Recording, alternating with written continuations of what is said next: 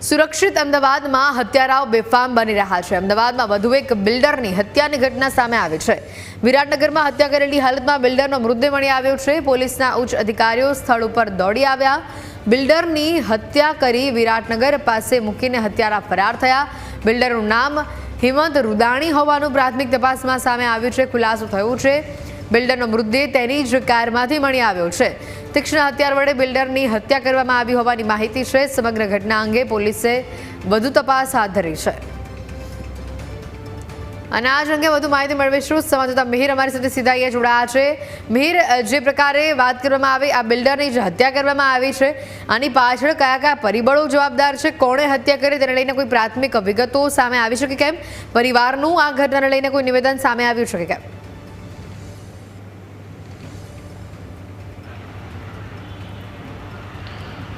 બિલકુલ હેતવી, ગતરોજ રાત્રિના સમયે સમગ્ર જે ઘટના છે જે સામે આવી હતી, ચોક્કસથી અત્યારે જે વિરાટનગર જે વિસ્તાર છે અમદાવાદનો, ત્યાં જે ઓવરબ્રિજ આવેલો છે તેની નીચે એક મર્સિડીઝ કાર છે, તેની ડેકીમાં મૃતદેહ છે જે મળી આવ્યો હતો। પોલીસને રાત્રિના 10:11 કંટ્રોલમાં મેસેજ આવ્યો હતો। જે તે સમયે પોલીસ ત્યાં પહોંચી અને ત્યારબાદ ખબર પડી કે આ જે મૃતદેહ છે તે હિંમત રૂદાણી જે બિલ્ડર છે તેમનો છે। ચોક્કસથી જે આ મૃતદેહ હતો તેના પર ઘણા બધા ચપ્પાના ઘા છે મારવામાં આવ્યા હતા અને તેના જ લીધે ક્યાંક ને ક્યાંક એવો પણ વિશ્વાસ બેઠો કે આ જે મૃતદેહ છે કોકે હત્યા કરીને ત્યારબાદ જે મૃતદેહ છે તેને ડેકીમાં રાખીને અને ગાડી, જે મર્સિડીઝ ગાડી હતી તેમની, તે ગાડીને બ્રિજની નીચે છે પાર્ક કરવામાં આવી હતી।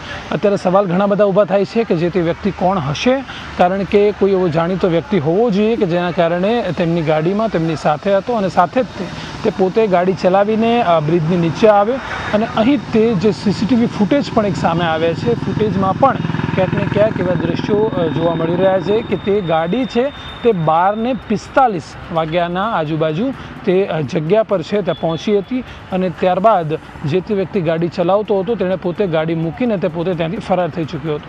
અહીં શા કારણે આ મૃત્યુ થયું, શા કારણે હત્યા કરવામાં આવી, એટલે અત્યારે તે સવાલ છે તે બન્યો છે।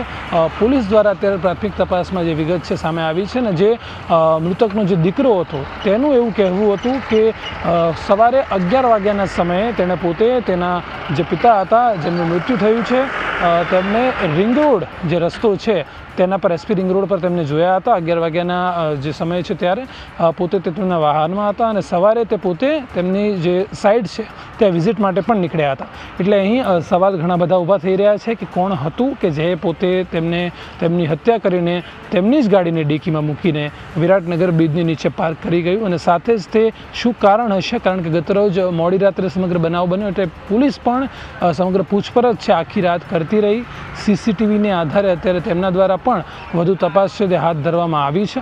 અત્યારે હાલમાં જે અપડેટ છે તે એક CCTV આપણા ન્યૂઝ કેપિટલના અત્યારે સ્ક્રીન પર ચાલી રહ્યા છે અને સાથે જ તે જે પ્રમાણે પૂછપરછ છે શરૂ કરવામાં આવી છે। અત્યારે હાલ પૂરતી પ્રાથમિક માહિતી એવી છે કે જે હત્યા જેમના દ્વારા કરવામાં આવી છે તેને અત્યારે શોધખોળ ચાલુ છે અને સમગ્ર મામલો શું હતો, અગાઉની કોઈ અંગત અદાવત હતી કે કેમ, આ સમગ્ર મામલે અત્યારે હાલમાં પોલીસ દ્વારા કાર્યવાહી છે તે હાથ ધરવામાં આવી છે। હેતવી, બિલકુલ મિહિર, શંકાના દાયરામાં ઘણા બધા લોકો હશે, પણ અહીંયા પરિવારની જ્યારે વાત આવે છે ત્યારે પરિવાર દ્વારા કોઈના ઉપર શંકા વ્યક્ત કરવામાં આવી છે કે આ પ્રકારનું કૃત્ય કોણે કરેલું હોઈ શકે છે?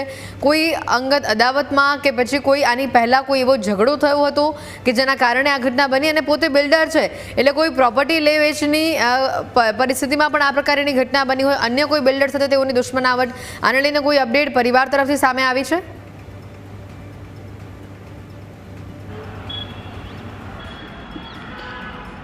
ચોક્કસથી અત્યારે હાલમાં જ્યારે પરિવાર રાત્રિના સમયે ત્યાં પરિવારના સભ્યો જે તેમનો દીકરો હતો તે પોતે ત્યાં આવ્યો હતો અને ત્યારબાદ તેમની પણ પૂછપરછ કરવામાં આવી, પરંતુ જ્યારે જે તે સમયે આવી ઘટના સામે આવતી હોય છે ત્યારે પરિવારમાં પણ શોકનો માહોલ હોય છે। તે પોતે જે બોલવા માંગતા હોય તે પણ ક્યાંક ને ક્યાંક બોલી નથી શકતા, કારણ કે અચાનક જ જ્યારે પોતાનો પરિવારનો કોઈ સભ્ય આવી રીતે ગુમાવવો પડે ત્યારે જે શોકનો માહોલ સમગ્ર પરિવારમાં ફેલાઈ જતો હોય છે। એટલે અત્યારે હાલમાં જે રાત્રિના સમયે પોલીસે જે કાર્યવાહી કરી તે ત્યાંના જેટલા પણ લોકો હતા, જેટલા પણ ત્યાં દુકાનદારો હતા તેમની પાસે પૂછપરછ કરવામાં આવી, કારણ કે જે તે સમયે જ્યારે તે ગાડી પાર્ક કરવામાં આવી ત્યારે તેમાંથી કોણ ઉતર્યું હતું. મુખ્ય સવાલ તે જે પણ ઉતર્યું હતું તે કોઈ ઉંમરલાયક હતું કે કેમ, કારણ કે જે પ્રમાણેનો જવાબ ત્યાંના લોકો પોલીસને આપશે તે પ્રમાણેની પોલીસ છે કાર્યવાહી સામે આગળ હાથ ધરશે.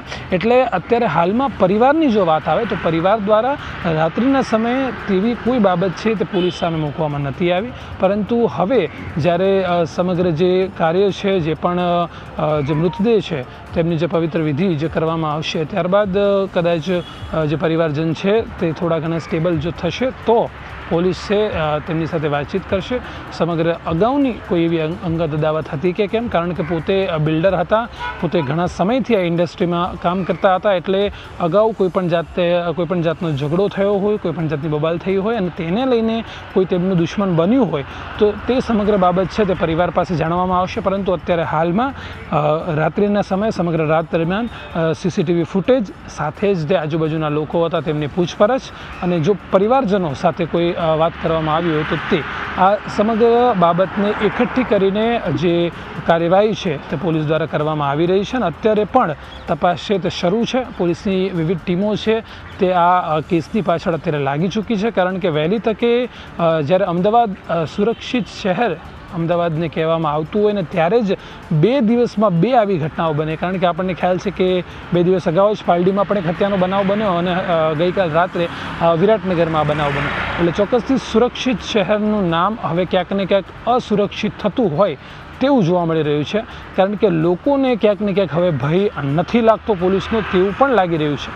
જ્યારે આવી રીતનો હત્યાનો બનાવ સામે આવે, સીસીટીવી સામે આવે, સીસીટીવીમાં પણ એવું દેખાઈ રહ્યું છે કે જે તે વ્યક્તિ છે પોતે ગાડી ચલાવીને જે તે જગ્યા પર જે ગાડી પાર્ક થયેલી હતી તે જગ્યા પર તે પોતે ગાડી લઈને જતો હતો. એટલે હવે તે કોણ હતો, ક્યાંથી આવ્યો હતો, કઈ રીતે તેણે હત્યા નિપજાવી, દરેક વસ્તુ છે તે અત્યારે તપાસ હેઠળ છે અને તપાસ પૂર્ણ થાય ત્યારબાદ પોલીસ તરફથી સમગ્ર મામલો છે તેનો ખુલાસો કરવામાં આવશે. હેતુ બિલકુલ મિહિર, આભાર માહિતી બદલ.